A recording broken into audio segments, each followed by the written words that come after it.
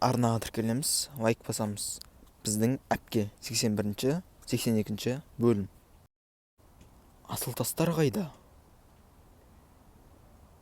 Түсіп қалыпты. Қайда түсіп қалды? Үйде түсіп қалды ма? Мен үйде ешкім болмайтындай етем. Ал сендер тыныш бітіріңдер, жарай ма? Мен ертең бір күнге Анкараға барып қайтамын. Анкараға ма? Қаласаң сен де жүр, Хикметті көріп қайтасың. Барасың ба? Иә, Харун, тыңдап тұрмын. Балаларыма келгенмін.